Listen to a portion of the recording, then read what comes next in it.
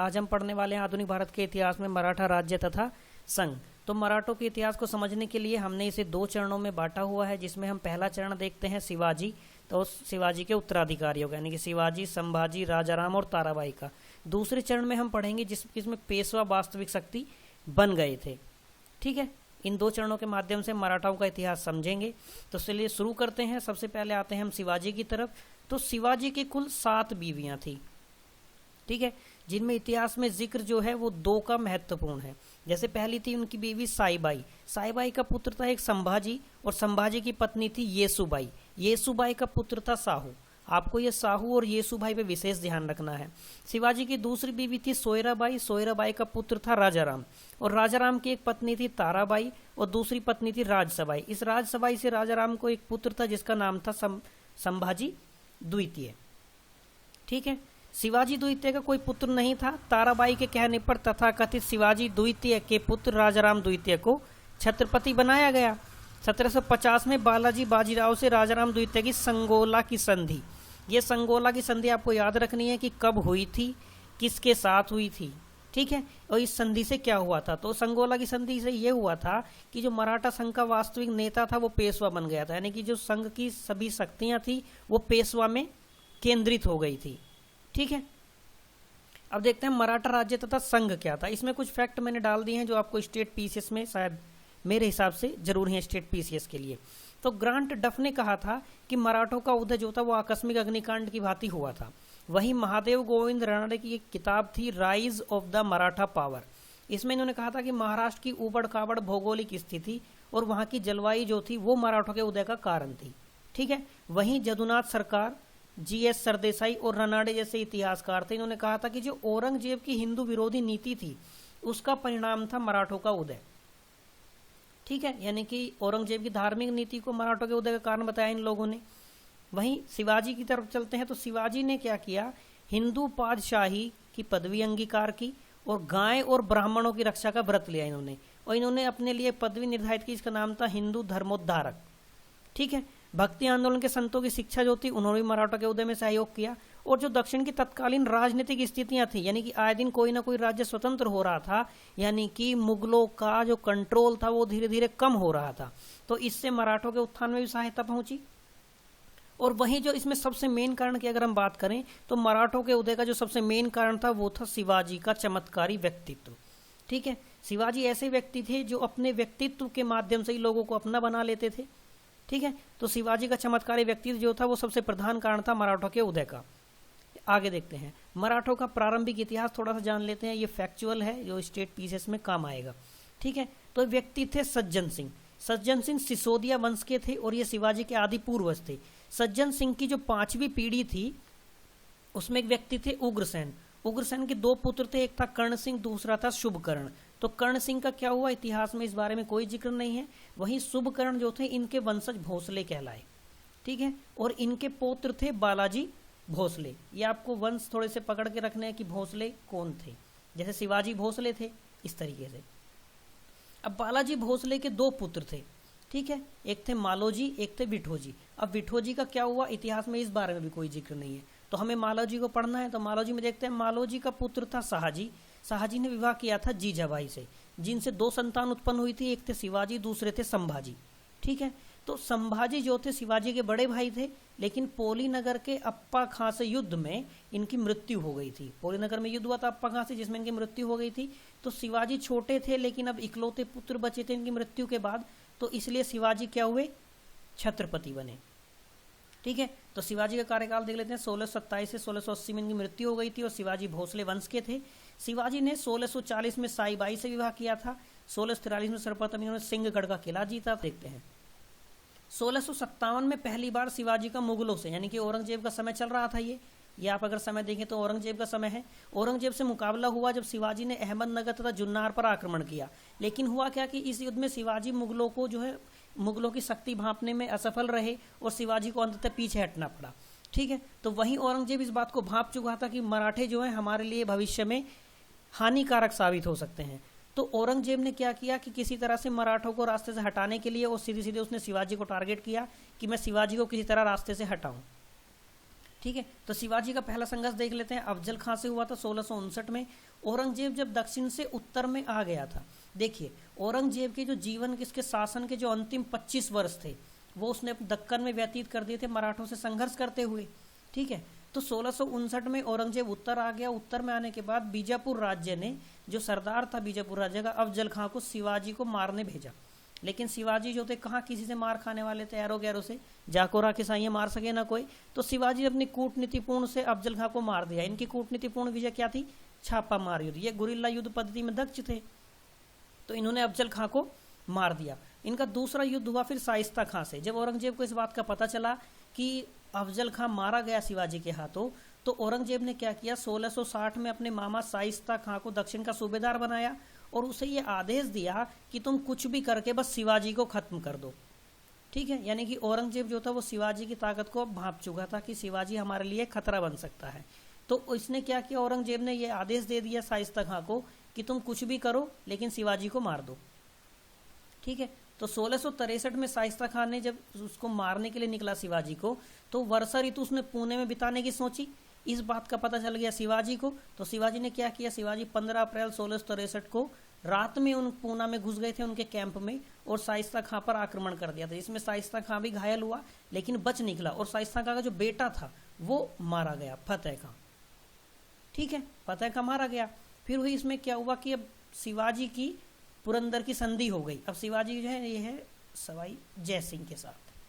ठीक है, इसमें क्या हुआ, शिवाजी को अपने 35 में से 23 किले मुगलों को देने पड़ेंगे और शिवाजी मुगलों की तरफ से युद्ध करेंगे, सेवा करेंगे। और शिवाजी के जो पुत्र थे संभाजी, इनको 5000 का मनसब दिया जाएगा। ठीक है, वो 5000 का मनसब दे दिया जाएगा मुगल दरबार में। आगे देखते हैं। अब क्या हुआ कि जब औरंगजेब इस बात को जान चुका था कि शिवाजी हमारे लिए खतरा है, तो उसने क्या किया कि शिवाजी को आगरा के जयपुर महल में बंदी बना लिया। ठीक है, लेकिन शिवाजी इतनी आसानी से पकड़ में आने वाले नहीं थे। एक व्यक्ति थे हिरोजी फरजंद, ये शिवाजी के हमशक्ल थे। इन्होंने क्या किया, ये गए महल में पहुंच गए और शिवाजी की जेल तक पहुंचे।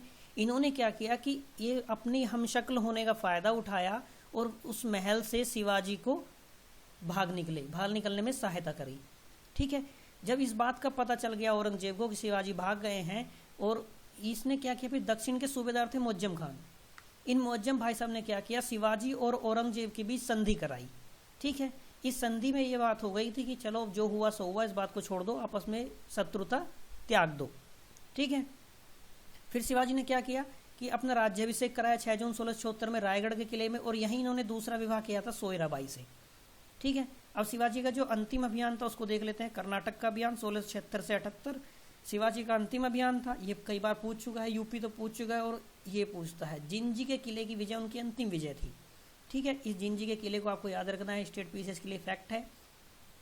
3 अप्रैल 1680 में अत्यधिक ज्वर से शिवाजी की मृत्यु हो गई थी और इनका जो अंतिम संस्कार था, इनका अंतिम संस्कार इनकी दूसरी बीवी सोयराबाई से उत्पन्न बेटे राजाराम ने किया था। ठीक है, शिवाजी ने कुल 7 विवाह किए थे। ठीक है, शिवाजी ने कुल 7 विवाह किए थे, इस बात को मैं पहले ही बता चुका हूं आपसे। तो शिवाजी की एक पत्नी थी पुतलीबाई। पुतलीबाई के बारे में कहा जाता है कि वो शिवाजी की मृत्यु के बाद उनके साथ में सती हो गई थी। ठीक है, ऐसा कहा जाता है पुतलीबाई के बारे में कि वो शिवाजी की मृत्यु के बाद सती हो गई थी।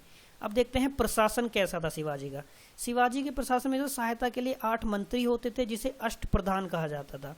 आपको ये बात ध्यान रखनी है कि अष्ट प्रधान कहा जाता था। ठीक है, शिवाजी ने किसी भी मंत्री के पद को आनुवंशिक नहीं किया, ये बात इंपॉर्टेंट है। शिवाजी ने अपने क्षेत्र को स्वराज कहा था, ये बात इंपॉर्टेंट है। शिवाजी की भू राजस्व व्यवस्था जो थी वो मलिक अंबर, नाम याद रखना है, मलिक अंबर की भू राजस्व व्यवस्था पर आधारित थी। ठीक है, इस पॉइंट पे मैंने इसलिए ज्यादा स्ट्रेस किया कि जो 8 मंत्रियों की परिषद थी उसे अष्ट प्रधान कहा जाता था शिवाजी के यहाँ। वहीं जब हम विजयनगर पढ़ेंगे तो वहां देखेंगे कृष्ण देव राय की जो मंत्री परिषद थी उसको अष्ट दिग्गज कहा जाता था। ठीक है, तो शिवाजी की जो थी वो अष्ट प्रधान थी और जो विजयनगर में कृष्णदेव राय की थी वो अष्ट दिग्गज थी। यहाँ आपको कंफ्यूज नहीं होना है, जबकि स्टेट पीसीएस में ऐसे दे देगा कि शिवाजी की 8 मंत्रियों की परिषद थी, इसे अष्ट दिग्गज कहा जाता था, और आपको लगेगा कि हाँ सही तो है और आप उसको सही कर देंगे, जबकि आपका वो गलत हो जाएगा। ठीक है, चलिए आगे चलते हैं। अब आगे देखते हैं जो भूमि माप का आधार था भूमि माप का जो आधार था वो जरीब थी, जिसे काठी कहा जाता था। इसको ध्यान रखना है कि काठी 5 हाथ लंबी और 5 मुट्ठी, 5 हाथ 5 मुट्ठी लंबी होती थी, और 20 काठी लंबी 20 काठी चौड़ी भूमि जो थी, जिसको एक बीघा कहा जाता था। ठीक है, ये हमारे यहाँ अभी भी चलती है। और 120 बीघे को चावर कहा जाता था। ये चीज आपको याद रखनी है, फैक्ट है। ठीक है, शिवाजी का जो न्यायालय था उसको कहते थे हुजूर हाजिर मजलिस।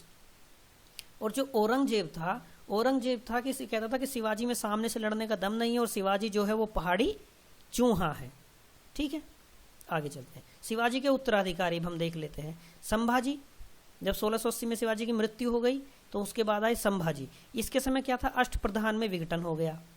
ठीक है, दूसरा क्या किया, संभाजी ने गलती कर दी कि औरंगजेब के जो पुत्र थे भाई साहब अकबर, इनको संरक्षण प्रदान कर दिया, क्योंकि इन बाप बेटे की बन नहीं रही थी।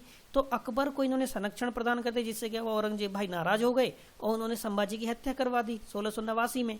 अब 1689 में संभाजी मर गए तो उनके उत्तराधिकारी कौन बने, राजाराम। ठीक है, लेकिन राजाराम जो थे ये तो बेचारे डर के मारे डर के जिए। तो ये क्या, मुगलों के आक्रमण के भय से 8 वर्षों तक जिंजी के किले में कैद रहे। ठीक है, स्वयं को जिंजी के किले में बंद कर लिया। ये जिंजी का किला वही है जो शिवाजी की अंतिम विजय थी। ठीक है, 1689 में औरंगजेब ने येसुबाई और साहू को कैद कर लिया। मैंने आपसे शुरू में कहा था कि आपको येसुबाई और साहू को ध्यान रखना है। तो येसुबाई और साहू को कैद कर लिया, यानी कि इनकी जो शिवाजी की जो पहली पत्नी वाला मैटर था। ठीक है, और वहीं 1698 में राजाराम सतारा पहुंच गया और वहां इसकी बेचारे की मृत्यु हो गई 1698 में। ठीक है, यहां तक क्लियर, कोई दिक्कत नहीं होगी। आगे देखते हैं, ताराबाई। ठीक है, अब हुआ क्या, ताराबाई, राजाराम की जब मृत्यु हो गई थी तो उसके बाद उसका बेटा था शिवाजी द्वितीय। मैंने बताया था शिवाजी द्वितीय उसका तथाकथित पुत्र था। ठीक है, वो शासक बना, और ताराबाई जो थी इसका अल्पवयस्क होने के कारण इसकी संरक्षिका बन गई थी। ठीक है, आगे आए साहू जी। अब हुआ क्या, 1707 में जब औरंगजेब समाप्त हो गया तो उसके बाद शासक बना आजम शाह। आजम शाह ने क्या किया कि मराठों की चुनौती को समाप्त करने का उसने नायाब तरीका निकाला। उसने 1707 में छोड़ दिया साहू जी को। इसने सोचा कि ये जाएगा और उत्तराधिकार का संघर्ष होगा, क्योंकि पहली बीवी से प्राप्त संतान थी साहू, तो असल में उत्तराधिकार का हक तो इसका था, लेकिन इसके कैद में होने की वजह से वो बन गया था। तो इसने इसको छोड़ दिया आजम शाह ने कि अगर मैं साहू को छोड़ दूंगा तो ये उत्तराधिकार के लिए आपस में संघर्ष करेंगे और हमारे लिए इनकी चुनौती खत्म हो जाएगी। और हुआ भी बिल्कुल ऐसा ही। ये जैसे ही गया, इसका युद्ध हुआ ताराबाई से युद्ध हुआ, तो इसने युद्ध करके गद्दी प्राप्त की। लेकिन मराठा राज्य 2 भागों में बट गया। वहीं क्या था, जैसे उत्तर में सतारा राज्य जो था वो साहू के अधीन आ गया, और दक्षिण में जो तो कोल्हापुर था वो शिवाजी द्वितीय के अधीन आ गया। अब इन दोनों के बीच आपस में सर्वोच्चता के लिए संघर्ष होता रहा, जब तक कि शिवाजी द्वितीय की मृत्यु ना हो गई। और जब शिवाजी द्वितीय की मृत्यु हो गई तो ये संघर्ष समाप्त हुआ। ठीक है, आगे देखते हैं अब राजाराम द्वितीय। जब शिवाजी द्वितीय का तो कोई पुत्र था नहीं, परंतु ताराबाई के कहने पर शिवाजी द्वितीय के पुत्र भाई साहब राजाराम द्वितीय को छत्रपति बनाया गया। और 1750 में बालाजी बाजीराव से इन्होंने संगोला की संधि कर ली थी। इससे क्या हुआ था, पेशवा जो थे वो वास्तविक शक्ति बन गए थे। ठीक है, अब देखते हैं पेशवाओं का इतिहास। ये भी इंपॉर्टेंट चीजें, यहाँ से क्वेश्चन आते हैं। बालाजी विश्वनाथ 1713 से 20, इन्हें मराठा साम्राज्य का द्वितीय संस्थापक कहा जाता है। पहली बात, 1708 में साहू ने इन्हें सेना करते का पद दिया था। ठीक है, और 1713 में साहू ने ही इन्हें पेशवा बनाया था। ठीक, बालाजी विश्वनाथ को राज्य के वित्तीय संसाधनों के निपुण प्रबंधक का श्रेय दिया जाता है, यानी कि समझ लीजिए आप ये उस समय के MBA थे। ठीक है, क्लियर हुई बात मेरी। चलिए आगे देखते हैं। अब आए बाजीराव प्रथम। ठीक है, यानी कि इनको तो आप भूलेंगे नहीं, ये तो हमारे रणवीर सिंह है। रणवीर सिंह को तो आप नहीं भूल सकते हैं। तो बालाजी विश्वनाथ की मृत्यु के पश्चात उसका पुत्र बालाजी बाजीराव पेशवा बन गया। और इसने कहा था कि मुगले जो हैं हमें इस जर्जर वृक्ष के तने पर प्रहार करना चाहिए, शाखाएं तो अपने आप गिर जाएंगी। और इन्होंने क्या किया, शिवाजी की तरह हिंदू पद पातशाही के प्रचार का आदर्श का प्रचार किया। ठीक है, इनकी विजय थी, गुजरात विजय जो थी 1738 की है। ये कूट में क्वेश्चन दिया है यूपी ने कि गुजरात विजय 1738, मालवा विजय 1735 और बुंदेलखंड विजय 1728, बसीन विजय 1739। ये बसीन जो है कहीं कहीं बेसीन मिलता है, कहीं कहीं बसीन मिलता है। ठीक है, तो हम यहाँ याद रखेंगे कि बुंदेलखंड का जो विजय थी 1728 की थी, यहीं रणवीर सिंह को दीपिका पादुकोण मिली थी। ठीक है, आगे चलते हैं। आए बालाजी बाजीराव। ठीक है, 1740 से 61 तक इनका कार्यकाल रहा। पेशवा बाजीराव प्रथम का 40 वर्ष की अल्पायु में निधन हो गया। क्योंकि आप जानते थे रणवीर सिंह बेचारे बहुत तनाव में रहते थे दो बीवियों के बीच, और एक दिन बुखार से वो मर गए थे। ठीक है, उनके बाद उनका पुत्र बालाजी बाजीराव जो नाना साहेब, ये आपको याद रखना है, आगे तक काम देंगे, ये 1857 तक ये पेशवा बने। इनके काल में मराठा राज्य का सर्वाधिक प्रसार हुआ। पानीपत का तीसरा युद्ध, जो आपको मैंने पहले भी वीडियो में बताया था कि महमद साहब अब्दाली आता है, मराठों की अच्छी तरीके से पिटाई करता है। ठीक है, तो इसके समय की वो महत्वपूर्ण घटना थी 61 में, और 61 में ही हुआ था पानीपत का तीसरा युद्ध। ठीक है, आए माधवराव 1761 से 72। पानीपत की हार ने मराठों की ख्याति को चूर चूर कर दिया था कि मराठों में अब वो ताकत नहीं है, मराठे शक्तिशाली नहीं है, ये बात साबित हुई थी। लेकिन जो ये माधवराव था ये बड़ा योग्य व्यक्ति था। इसने क्या किया, उनकी खोई हुई ख्याति को प्राप्त करने का निश्चय किया। लेकिन इससे पहले ये कोई एक्शन ले पाते, ये भाई साहब 1772 में 6 रोग से इनकी मृत्यु हो गई। तो ऐसा कहा जाता है कि माधवराव की मृत्यु जो थी वो मराठों के लिए पानीपत की हार से भी ज्यादा हानिकर साबित हुई। ठीक है, आगे देखते हैं नारायण राव। नारायण राव जो थे 1772 से 73, इनकी ज्यादा विशेष उपलब्धि नहीं है। इनकी बस एक ही उपलब्धि है कि इनके चाचा रघुनाथ राव ने इनकी हत्या कर दी थी। हत्या किस लिए की थी कि रघुनाथ जो थे वो पेशवा बनना चाहते थे। ठीक है, लेकिन पेशवा फिर भी नहीं बने। हुआ क्या, इनके बाद में माधव नारायण राव पेशवा बन गए। नारायण राव के बाद उसका पुत्र माधव नारायण पेशवा बना। और मराठा सरदारों ने माधव के अल्पवयस्क होने के कारण एक काउंसिल बना दी थी नाना फडणवीस की अध्यक्षता में, जिसका नाम था 12 भाई काउंसिल। इसमें 12 व्यक्ति होते थे जो प्रशासन की देखरेख करते थे। रघुनाथ राव फिर अंग्रेजों से मिल गया, अंग्रेज से जा मिला, और इसने अंगाल मराठा युद्ध की पृष्ठभूमि तैयार कर दी। यहीं से अब जन्म लेती है आंगल मराठा युद्ध। ठीक है, क्योंकि अंग्रेजों को मौका मिल जाएगा मराठों के आंतरिक मामलों में हस्तक्षेप करने का, और यहीं से फिर इनका संघर्ष स्टार्ट हो जाएगा। ठीक है, यहीं से संघर्ष स्टार्ट होगा, यही कारण रहेगा। अब देखते हैं जो प्रथम आंगल मराठा युद्ध हम पढ़ेंगे, इसमें हम देखेंगे पुरंदर की संधि हम आगे पढ़ने वाले हैं, बड़गांव की संधि, सालबाई की संधि, पेशवा माधव नारायण राव ने। देखिए ये जो पेशवा भाई साहब थे माधव नारायण राव, इन्होंने नाना के मनमाने शासन से आकर आत्महत्या कर ली कि नाना जो है अब मन मर्जी पड़ोसी राज्यों पर हमला करते हैं, सरदेशमुखी और चौथ वसूल करते हैं, तो उन्होंने भाई साहब ने आत्महत्या कर ली। इनके बाद आए बाजीराव द्वितीय 1795 से 1818, ये अंतिम पेशवा हो गए। रघुनाथ राव का पुत्र था ये, इसने बसीन की संधि की, और द्वितीय आंगल मराठा युद्ध इसके समय की महत्वपूर्ण घटना है।